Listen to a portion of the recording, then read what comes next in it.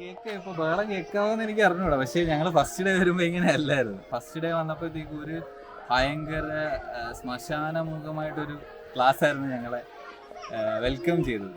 ആരും ഒന്നും മിണ്ടുന്നില്ല, എല്ലാവരും ഭയങ്കര പേടി. സാർ സാർ സാർ എന്ന് വിളിക്കുന്നു.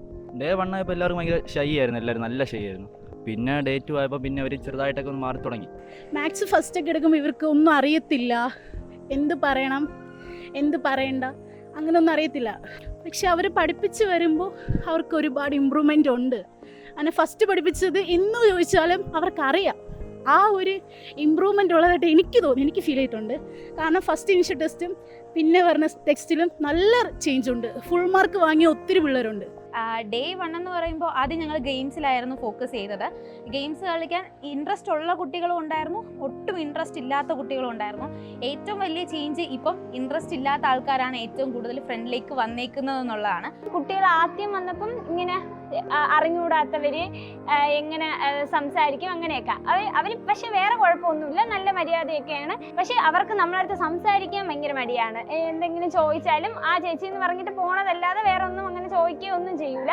എന്തെങ്കിലും എഴുതി ഇട്ട് കൊടുത്താൽ അത് നോട്ടിൽ അങ്ങനെ എഴുതിയെടുക്കും. അങ്ങനെയൊക്കെ ആയിരുന്നു. ക്വസ്റ്റ്യൻ ചോദിച്ചാൽ അത് അപ്പം പറയും. നമ്മൾ ഫുഡ് കഴിക്കുമ്പോൾ അവർ മാറി നിന്ന് നോക്കും, എന്നിട്ട് അങ്ങോട്ട് മാറി നിൽക്കും. അങ്ങനെയൊക്കെയാണ്.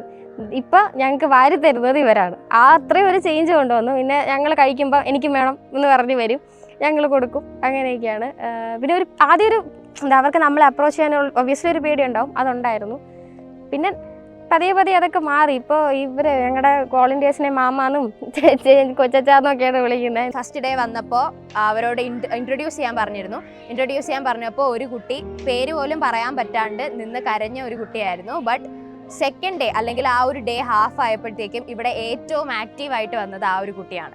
നാണം കൊണ്ടല്ല, ഒരു കോൺഫിഡൻസ് ഇല്ലായ്മ അല്ലെങ്കിൽ ഒരു പേടി കൊണ്ടാണ് ഇത്രയും പേരെടുത്ത് പറയാൻ. കാരണം അവരടുത്ത് ഇംഗ്ലീഷിലാണ് ഇൻട്രൊഡ്യൂസ് ചെയ്യാൻ പറഞ്ഞത്. അപ്പോൾ ഇംഗ്ലീഷിൽ ഇൻട്രൊഡ്യൂസ് ചെയ്യാൻ പറയുന്ന ഒരു ബുദ്ധിമുട്ട് കൊണ്ടായിരുന്നു ആ ഒരു പേടി വന്നത്. ഫസ്റ്റ് വന്നപ്പോൾ ഭയങ്കര വയലൻസ് തോട്ട്സ് ഉള്ള ഒരു കുട്ടിയായിരുന്നു. എന്ത് പറഞ്ഞാൽ എതിർക്കുക, റിബലിംഗ് ഉള്ള ഒരു ടെൻഡൻസി ഉള്ള ആളായിരുന്നു. പക്ഷെ ഇന്ന് അങ്ങനെയല്ല. എന്ത് കാര്യം പറഞ്ഞാലും അത് അടങ്ങിയിരുന്ന് കേൾക്കുന്ന, നമ്മൾ എന്ത് പറഞ്ഞാലും അനുസരിക്കുന്ന, ഞങ്ങൾക്ക് ഒരു ചേഞ്ച് ഉണ്ടാക്കാൻ പറ്റിയെങ്കിൽ അതാണ് അവരുടെ ലൈഫിൽ ഏറ്റവും. കാരണം ഡിസിപ്ലിൻ എന്നൊരു സംഭവം അവരുടെ ലൈഫിൽ കൂടെ ഞങ്ങൾക്ക് വന്നിട്ടുണ്ട്. നമ്മൾ വരുമ്പം ഗുഡ് മോർണിംഗ് പറയണം, അല്ലെങ്കിൽ ക്ലാസ്സിലോട്ട് വരുമ്പോൾ പെർമിഷൻ ചോദിക്കണമെന്നോ, അല്ലെങ്കിൽ എങ്ങനെ ബിഹേവ് ചെയ്യണം. കുറേ പേര് നമ്മളോട് സംസാരിക്കുമ്പോൾ അവർക്കൊരു എങ്ങനെ റെസ്പെക്ട് ചെയ്ത് സംസാരിക്കണമെന്നൊന്നും അറിയില്ലായിരുന്നു. അങ്ങനെ ഇന്ന് കുട്ടികൾ ഇപ്പോൾ ക്ലാസ്സിലോട്ട് വരുമ്പോൾ നമ്മൾ കയറി വരുമ്പോൾ തന്നെ അവരെല്ലാവരും കൂടി ഗുഡ് മോർണിംഗ് ചേച്ചി എന്ന് പറഞ്ഞിട്ടൊരു ഇതുണ്ട്. അപ്പോൾ നമുക്ക് ഭയങ്കര സന്തോഷമാണ്. നമ്മളിങ്ങനെ കയറി വരുമ്പോൾ തന്നെ എല്ലാവരും കൂടി ഇങ്ങനെ good morning good morning good morning. കാരണം ഒരു കുറച്ച് പേര് രാവിലെ ഉണ്ടാവും, എല്ലാവരുടെ അടുത്തും ഗുഡ് മോർണിംഗ് പറയും, പെർമിഷൻ ചോദിക്കും നമ്മളോട്. ക്ലാസ്സിലിരിക്കുമ്പോൾ അവർക്ക് എങ്ങനെയൊക്കെ സംസാരിക്കണമെന്ന് അറിയാം. ഞങ്ങളിങ്ങനെ ഞങ്ങൾ ചെയ്തൊരു കാര്യം എന്ന് പറഞ്ഞു കഴിഞ്ഞാൽ അവർ ഓരോരുത്തരായിട്ട് ഞങ്ങൾ പിടിച്ചിരുത്തിയിട്ട് ഓരോരുത്തരായിട്ട് ഇങ്ങനെ റാൻഡമായിട്ട് വിളിച്ചിരുത്തിയിട്ട് അവരോട് വിശേഷങ്ങളൊക്കെ ചോദിക്കും. എന്താണ് നിങ്ങൾക്ക് പറയാനുള്ളത്, നിങ്ങളുടെ കാര്യങ്ങളൊക്കെ ചോദിച്ചിട്ട് നമ്മൾ അവരിൽ എന്തെങ്കിലും കാര്യങ്ങൾ നോട്ടീസ് ചെയ്തിട്ടുണ്ടാവും. അപ്പോൾ അതിനെപ്പറ്റി അവർക്ക് പറഞ്ഞു കൊടുക്കും. എടാ, നിങ്ങളാണ് ഇങ്ങനെ വന്ന് നിന്നെങ്കിൽ നിങ്ങളത് പറയുന്ന കേട്ടില്ലേ, നിങ്ങൾക്ക് എന്ത് തോന്നും, വിഷമം തോന്നൂലേ, അപ്പം ഞങ്ങൾക്ക് അത് തോന്നൂലേ, അപ്പം ഇനി മുതൽ അത് ചെയ്യോ പറയാം. ഇല്ല ചേച്ചി, ഇനി അത് ചെയ്യൂല. അതിനകത്ത് സുബിൻ എന്ന് പറഞ്ഞിട്ടൊരു ഇപ്പൊ 10th പാസ്സായ ഒരു പയ്യൻ, അവന്റെ ചിരി ആണ് എനിക്ക് കിട്ടിയ ഏറ്റവും വലിയ റിവാർഡ്. ഇതിനകത്ത് 20 ദിവസം കൊണ്ട് അവന്റെ ചിരിയിലുണ്ടായ പ്രകാശം മതി. ഈ 20 ദിവസത്തിൽ ഇവിടെ വന്നത്, ഇവിടെ എടുത്ത പണിയും കംപ്ലീറ്റ് ആയി എന്ന് എനിക്ക് പേഴ്സണലി തോന്നിയത് അവന്റെ ചിരിയാണ് എനിക്ക് കിട്ടിയ ഏറ്റവും വലിയ റിവാർഡ്. ഓൾജിബ്ര ഫസ്റ്റ് നമുക്ക് കിട്ടപ്പം ഒരാൾക്ക് പോലും ഒരു കുട്ടിക്ക് 1 മാർക്ക് ഉണ്ടായിരുന്നു. ബാക്കി ആർക്കും 1 മാർക്കും ഇല്ലായിരുന്നു. ആർക്കും ഒന്നും അറിയത്തില്ലായിരുന്നു ഓൾജിബ്രയെ പറ്റിയിട്ട്. പക്ഷെ നമ്മൾ പഠിപ്പിച്ചതിന് ശേഷം നല്ല ഇമ്പ്രൂവ്മെന്റ് ഉണ്ട്. ഇപ്പം തന്നെ ഒരാൾ 0 നിന്ന് 5 വാങ്ങിച്ചാൽ അതൊരു ഇമ്പ്രൂവ്മെന്റ് ആണല്ലോ. എല്ലാവർക്കും നല്ല ഇമ്പ്രൂവ്മെന്റ് ഉണ്ട്, എല്ലാവർക്കും നന്നായിട്ട് മനസ്സിലായിട്ടുണ്ട്. പിന്നെ അവർ ഭയങ്കര ഹോണസ്റ്റ് ആണ്, ആരും നോക്കി എഴുതത്തില്ല, ഭയങ്കര ഹോണസ്റ്റാണ്. പഠിച്ച് വന്നപ്പോൾ അവർ പറഞ്ഞു ഇത് ഭയങ്കര ട്രിക്കി ആണല്ലോ, നല്ല എളുപ്പമാണല്ലോ എന്ന് പറഞ്ഞിട്ടുണ്ടായിരുന്നു. ഞാൻ അറിഞ്ഞത് വെച്ച് അവർ 8ാം ക്ലാസ്സിലാണ് ആദ്യമായിട്ട് ഇംഗ്ലീഷ് പഠിക്കുന്നത്. അപ്പം അവർക്ക് അതൊരു ഫോറിൻ ലാംഗ്വേജ് ആയിരുന്നു. മലയാളം മാത്രം അറിയുന്നവർ, നമുക്കൊരു കോമ്പറ്റീഷൻ ഇല്ലായിരുന്നു. അപ്പം അത് കുറേ ഇംഗ്ലീഷ് ഐറ്റംസ് അല്ലായിരുന്നു. അപ്പോൾ ഇംഗ്ലീഷ് റെസിറ്റേഷൻ ആയാലും ഇംഗ്ലീഷ് ഡ്രാമ ആയാലും എന്തിനവർ ചേരാമെന്ന് ചോദിച്ചാൽ അയ്യോ ചേട്ടാ ഇംഗ്ലീഷാണ്, അവൻ പിന്നെ നന്നായിട്ട് ചെയ്യാൻ അവൻ്റെ കൊടുക്കാവൂ, എനിക്ക് പേടിയാണ്, അങ്ങനെയൊക്കെ പറയുന്ന ആൾക്കാരുണ്ട്. ഇവരെ കൊണ്ട് പറയിപ്പിക്കാമെന്ന് പറഞ്ഞ് അവൻ തന്നെ ഇപ്പോൾ പഠിച്ചിട്ട് ഇപ്പം നമ്മുടെ PTA അവിടെ ആ പേരൻസിൻ്റെയും കുറേ സ്റ്റുഡൻസിൻ്റെ മുന്നിൽ വന്നത് പ്രസൻറ്റ് ചെയ്തിട്ടുണ്ട്. ഒരാളല്ല, കുറേ പേര്. ഇംഗ്ലീഷ് റെസിറ്റേഷൻ 1-2 എണ്ണം, പ്രോബ്ലം സോൾവിങ് അതും ഇംഗ്ലീഷിൽ, പിന്നെ എന്താണ് ആങ്കർ ഇംഗ്ലീഷിലാണ് പ്രസൻറ്റ് ചെയ്തത്. അപ്പോൾ അവർക്കൊരു തെറ്റ് വരും, പക്ഷെ നമ്മളത് സപ്പോർട്ട് ചെയ്യും. അപ്പോൾ അവർ നല്ല രീതിയിൽ ഇംഗ്ലീഷിൽ അത് ഇപ്പോൾ അവർ കാണാതെ പഠിച്ചാണ് ഒരു ഇനീഷ്യൽ ലെവൽ എന്നുള്ള രീതിയിൽ, എങ്കിലും അതിന് അത്യാവശ്യം അർത്ഥമൊക്കെ മനസ്സിലാക്കി അവർ പഠിക്കുന്നുണ്ട്. ചിലവർക്ക് അത് പഠിക്കണം എന്നുള്ള ആഗ്രഹമുണ്ട്. ഹൈപ്പർ എന്ന് പറയാനില്ല, കുറച്ച് അവൻ നമ്മൾ പറഞ്ഞാൽ അനുസരിക്കത്തില്ല, ഇരിക്കത്തില്ല. ഒരു വട്ടം അവനെ ഞാൻ പിടിച്ചിട്ട് സംസാരിച്ചു. ഞാൻ പറഞ്ഞു നമുക്കത് ചെയ്യണ്ടേ, നമുക്ക് ഭാവിയിൽ ഒരു കാർ വാങ്ങണമെങ്കിൽ അത് ചെയ്യണ്ടേ, അപ്പോൾ എല്ലാത്തിനും ബേസിക് എഡ്യൂക്കേഷൻ ആണെന്ന് അവനൊന്ന് പറഞ്ഞു കൊടുത്തു. പിന്നെ അവൻ ഒരു 2 വീക്സ് കഴിഞ്ഞ് ഒരു 2-3 ബുക്ക് തന്നെ വായിച്ചിട്ട് അതിൻ്റെ അർത്ഥം എനിക്ക് ഇങ്ങോട്ട് പറഞ്ഞു കേൾപ്പിച്ചു. ആൻഡ് അതൊക്കെ ഭയങ്കര ചേഞ്ചാണ്. ഒരു കുട്ടി ഇങ്ങനെ ചേഞ്ച് ചെയ്യാവുന്നത് നമ്മൾ വന്ന് ഒരു പ്രൊജക്റ്റിൻ്റെ ഭാഗമായിട്ട് ആ കുട്ടിയെ ഒരു നിന്ന ലെവലിൽ നിന്ന് ഉയർത്താൻ കഴിഞ്ഞെങ്കിൽ അത് ഭയങ്കര അടിപൊളിയാണ്. നമ്മുടെ പ്രൊജക്റ്റിൻ്റെ ഭയങ്കര ഒരു പോസിറ്റീവാണ്. അപ്പോൾ ഈ സ്കിറ്റൊക്കെ ചെയ്യുന്നുണ്ട്, ഡ്രാമ ചെയ്യുന്നുണ്ട്, ഓരോരുത്തർക്ക് സ്പീച്ച് കൊടുത്തു, സ്റ്റോറി കൊടുത്തു എന്നൊക്കെ പറഞ്ഞു. അപ്പോൾ എത്ര ഉണ്ടെന്ന് പോലും ഞാൻ കണ്ടില്ല. ഇവർ ചെയ്യട്ടെ, ഞാൻ സർപ്രൈസ് ആയിട്ട് കാണാം എന്നുള്ള ഒരു ഇതിൽ എങ്ങനെ ചെയ്യുന്നു എന്ന് കാണാം എന്നുള്ള ഇടയ്ക്കൊന്നും കയറി ഞാൻ ചോദിക്കാൻ പോയില്ല. അപ്പോൾ ഇവർ കുട്ടികളെ കൊണ്ട് ചെയ്യിപ്പിച്ചപ്പോൾ എന്നെ വിളിച്ച് പറഞ്ഞു, ടീച്ചർ നമുക്കൊന്ന് നോക്കാമോ എന്ന് വിളിച്ചു. അപ്പോൾ ഞാൻ ചെന്ന് ഇവരെ സ്കിറ്റൊക്കെ ഇങ്ങനെ കണ്ടപ്പോൾ ഞാൻ തന്നെ അന്തം വിട്ടുപോയി. കാരണം എല്ലാവരും ഇംഗ്ലീഷിൽ നന്നായിട്ട് ആ സ്കിറ്റ്, അത്രയും ഡയലോഗുകളെല്ലാം ഓരോരുത്തർ എങ്ങനെ പറഞ്ഞ് മാറി പോകുമ്പോൾ, കാരണം നമ്മളിവിടെ പഠിപ്പിക്കുമ്പോൾ തന്നെ കുറേ പേർക്ക് ഈ ചില ഇംഗ്ലീഷ് വാക്കുകളൊന്നും വരില്ല, ഒരു പ്രൊനൗൺസിയേഷൻ ശരിയാവില്ല. പക്ഷേ ആ കുട്ടി പോലും നന്നായിട്ട് അത് ഇംഗ്ലീഷിൽ അത്രയും സെൻറ്റൻസ് കാണാതെ നന്നായിട്ട് നല്ല ഫ്ലുവൻ്റ് ആയിട്ട് സംസാരിക്കാനുണ്ട്. ഭയങ്കര സന്തോഷം തോന്നി. കാരണം അവർ ഇംഗ്ലീഷിൽ നല്ല ബെറ്ററായി.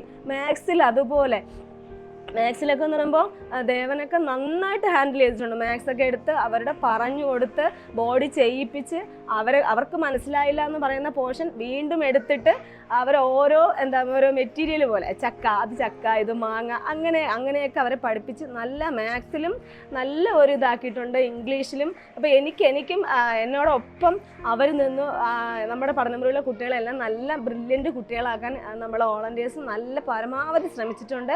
പരമാവധി എന്നല്ല, അവരുടെ ഫുൾ എഫേർട്ടും അവരെടുത്ത് ചെയ്തിട്ടുണ്ട്. എൻ്റെ കൊച്ചു പറയണ ഇന്ന് അവൻ ആങ്കർ ചെയ്തിട്ടുണ്ട്. എൻ്റെ കൊച്ചു പറയണ എല്ലാവരും കേട്ടോണ്ടാണ് ഇന്നിരുന്നത്. അപ്പോൾ അതൊക്കെ എനിക്ക് ഭയങ്കര സന്തോഷമുള്ള ഒരു കാര്യമാണ്. എന്തായാലും എനിക്ക് നല്ല അഭിപ്രായം പറയാനുള്ളൂ. സ്വാഭാവികമായിട്ടും പഠനമുറി വരണമെന്ന് പറഞ്ഞാൽ അത്രയും മടിയുള്ളൊരു കാര്യം അവനില്ല. പക്ഷേ ഇവിടെ വന്ന ആക്ടിവിറ്റീസും കാര്യങ്ങളും പിന്നെ മാത്സ് ചെയ്തതൊക്കെ വന്ന് പറഞ്ഞു. അപ്പം ചില കാര്യങ്ങൾ ഡൗട്ടാണെങ്കിൽ അവൻ പിറ്റേ ദിവസം വന്ന് ചോദിച്ചു എന്നൊക്കെ എൻ്റെ അടുത്ത് പറയുന്നുണ്ട്. അല്ലെങ്കിൽ ഇത്തിരി ദേഷ്യപ്പെടുമായിരുന്നു, ഇപ്പം അതില്ല. എന്തെങ്കിലും പറയുമ്പോൾ ദേഷ്യപ്പെടുമായിരുന്നു, ഇപ്പം അതില്ല, സോഫ്റ്റ് ആയിട്ട്. അപ്പം ഇപ്പം കുറച്ച് മദേഴ്സ് ഡേക്ക് എന്നോട് വന്ന് പറഞ്ഞ് അമ്മ ഹാപ്പി മദേഴ്സ് ഡേ. ഞാൻ പറഞ്ഞു താങ്ക് യു. ഞങ്ങൾ ആര് പഠിപ്പിച്ചത്, ആര് പറഞ്ഞു? അപ്പം ടീച്ചർ പറഞ്ഞ് വീട്ടിൽ ചെന്ന് എല്ലാവരും പറയണമെന്ന് പറഞ്ഞായിരുന്നു. പിന്നെ അവൻ്റെ ഹോസ്റ്റലിൽ തന്നെ ഒരു കുട്ടിയുടെ കാര്യം ഇന്നലെ പറയുണ്ടായി. അവൻ്റെ അമ്മയുടെ അടുത്ത് അവൻ ദേഷ്യപ്പെടണുണ്ട് അമ്മ. അപ്പം ഞങ്ങൾ പറയാറുണ്ട് അങ്ങനെ ദേഷ്യപ്പെടരുന്ന, അമ്മക്ക് പാവല്ലേടാ, ഒരുപാട് കഷ്ടപ്പെട്ട് വളർത്തണ. 44 കുട്ടികളാണ് ടോട്ടൽ ഇവിടെ ആയത്. 25-ൽ നിന്ന് അത്ര എത്തിയത് ഈ ഒരു ക്യാമ്പ് അത്രത്തോളം നല്ലതായത് കൊണ്ട് മാത്രമാണ്. അതിൻ്റെ ഫുൾ ക്രെഡിറ്റ് എന്ന് പറയുന്നത് ഇവിടുത്തെ ടീം കോർഡിനേറ്ററിൻ്റെതും വോളണ്ടിയേഴ്സിൻ്റെതും മാത്രമാണ്. പിന്നെ അതുപോലെ തന്നെ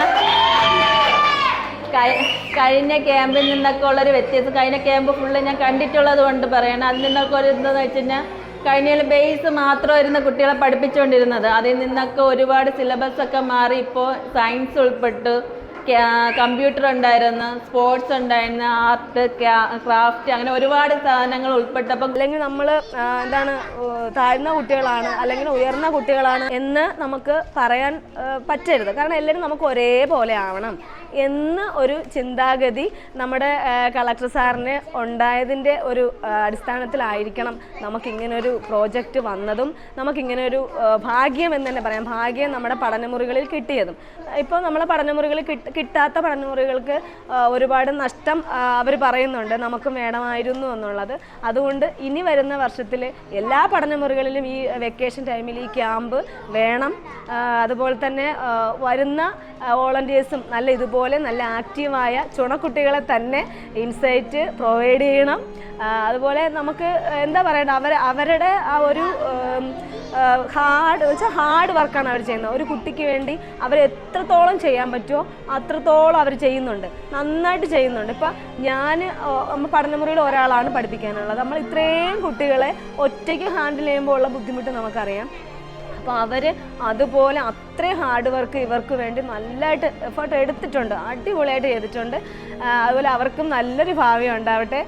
ഒരുപാട് എന്താണ് അവരുടെ അടുത്ത് ഞാൻ പറഞ്ഞിട്ടുണ്ട്, നിങ്ങളിവിടുന്ന് പോയാലും ഇവിടെ വരണം എന്നൊക്കെ പറഞ്ഞിട്ടുണ്ട്.